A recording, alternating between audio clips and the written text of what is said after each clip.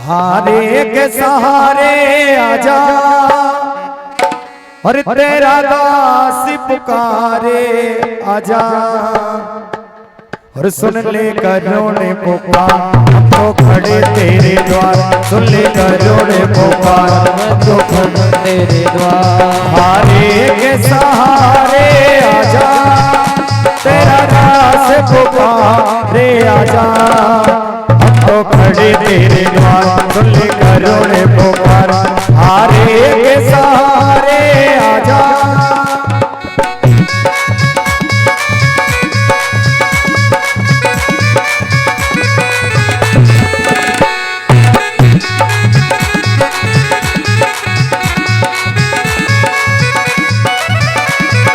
कौन कौन मानता है कि मेरे प्रभु हारे के सहारे हैं?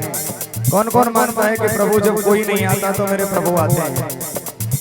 तो सब भगवान को थोड़ी देर के लिए पुकारेंगे। हम कहेंगे हारे के सहारे, आप बोलेंगे आजा। ठीक है? अरे हारे के सहारे कोई नहीं बोला। अरे हारे के सहारे तेरा दास पुकारे। अरे हारे के सहारे नहीं पुकार रहे महाराज, ऐसे पुकारोगे तो पड़ोसी भी नहीं आएगा। हारे का सहारा तो बहुत दूर है। एक साथ अरे हारे के सहारे,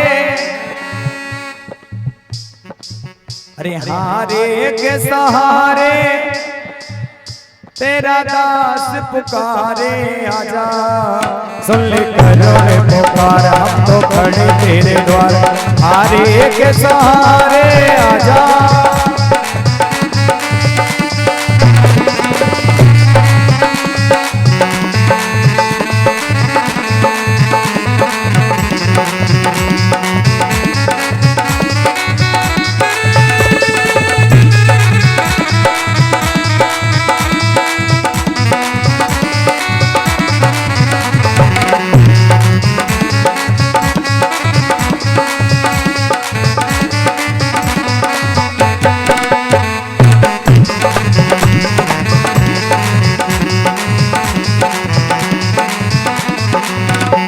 हारे के सहारे, अब की बार तो किसी ने नहीं बुलाया। अरे हारे के सहारे तेरा दास पुकारे। ये हारे के सहारे आजा तेरा दास पुकारे आजा। ले करोड़े पुकार हम तो खड़े तेरे द्वार। ले करोड़े पुकार हम तो खड़े तेरे द्वार। हारे के सहारे आजा।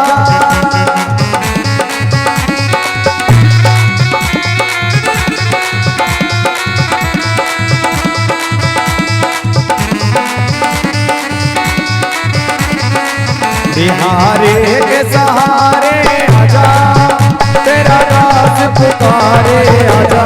हम तो खड़े तेरे द्वार। सुनने करोड़े पुकार तो खड़े तेरे द्वार। सुनने करोड़े पुकार हारे के सहारे आजा। हारे के सहारे आजा। हारे के सहारे आजा।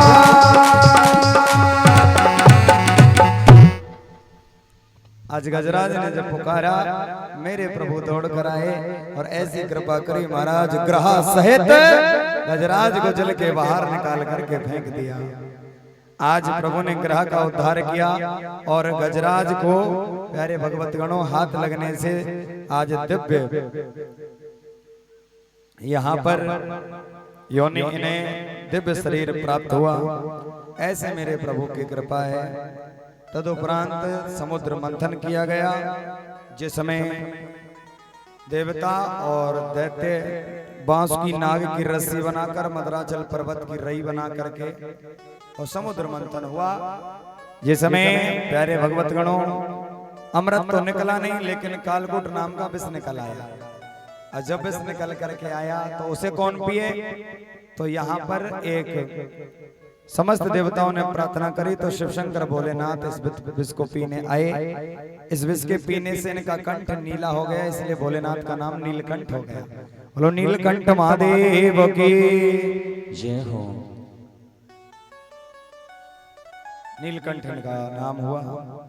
तदुपरांत धनुष निकला, श्रीमान चंद्रमा जी निकले, लक्ष्मी जी निकले, कामधेनु गाय निकले, कई कई प्रकार के रत्न निकले। अंत में धन्वंतरी महाराज अमृत का कलश लेकर के प्रकट हुए।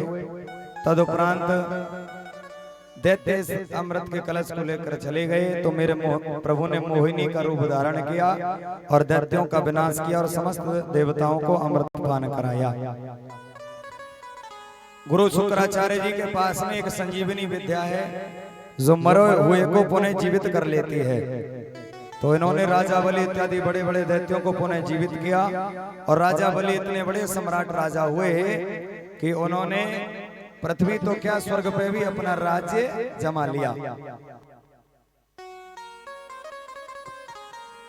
स्वर्ग में भी अपना राज्य प्रकट उन्होंने किया। अब तो देवता मारे मारे घूमने लगे।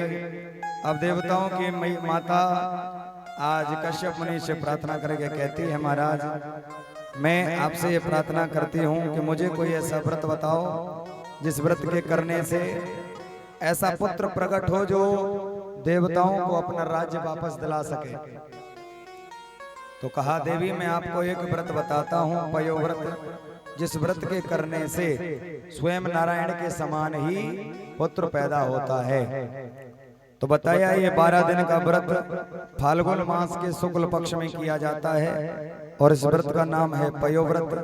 प्रतिपदा से लेकर के त्रयोदशी तक यह व्रत किया जाता है। आज इस व्रत को जब इन्होंने किया तो प्यारे भगवत गणों, मेरे प्रभु की कृपा से भादों के महीने की शुक्ल पक्ष की द्वादशी तिथि को दिन के ठीक 12 बजे मेरे प्रभु देवताओं का कार्य सिद्ध करने के लिए आज मेरे प्रभु का एक बड़ा सुंदर रूप प्रकट हुआ है, जिन्हें हम वामन भगवान कहते हैं। बोले वामन भगवान की जय जय श्री राधे। वामन भगवान केवल वामन अंगुल के हाथ में छाता लेकर के और प्रभु नाम का संकीर्तन करते हुए चल रहे हैं। आइए हमारे मध्य में भी वामन भगवान की सुंदर झांकी आई रही है। हम सब भगवान की पावन झांकी का दर्शन करेंगे। और कल बड़ी सुंदर कथा है। कल भैयाओ ठाकुर जी की कृपा से पहले तो राम जी के जन्म की कथा, राम जी का विवाह होगा। तदुपरांत इसी समय कल हमारे ठाकुर जी का जन्मोत्सव बड़ी धूमधाम से मनाया जाएगा। तो आज 3 दिवस कथा के संपन्न हो गए हैं, अब तो 4 दिन शेष और बचे हैं। इसीलिए आप सब भक्त ज्यादा से ज्यादा संख्या में पधारें और ज्यादा से ज्यादा प्रभु कृपा को प्राप्त करेंगे। और बड़े दूर दूर से, मुर्रकी से भी, कनाबर इत्यादि आसपास से भी कुछ भक्त आए हैं। सबका पावन व्यासपीठ से बड़ा सुंदर स्वागत है। आप सब खूब कथा का रस स्वादन करें। और ये आनंद जो ठाकुर जी की कृपा से जो प्राप्त हो रहा है, ये बड़े भाग्य से मिलता है। और हम भी बड़े भाग्यशाली हैं। ऐसा नहीं है कि आप यहाँ भाग्यशाली हैं, हम भी बड़े भाग्यशाली हैं जो हमें महाराज प्रतिवर्ष कथा कहने का जो सौभाग्य प्राप्त होता है।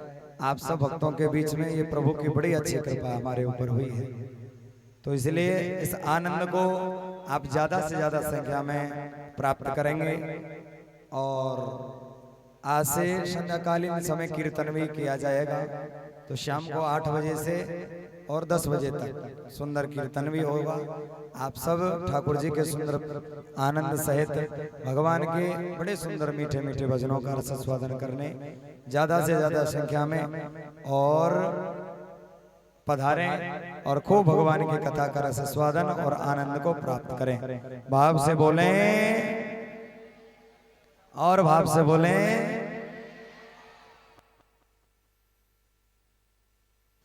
तो कल ठाकुर जी का जन्मोत्सव होगा। ठाकुर जी की बड़ी सुंदर झांकी और वृंदावन धाम से जो झांकियों के कलाकार हैं वो कल आएंगे।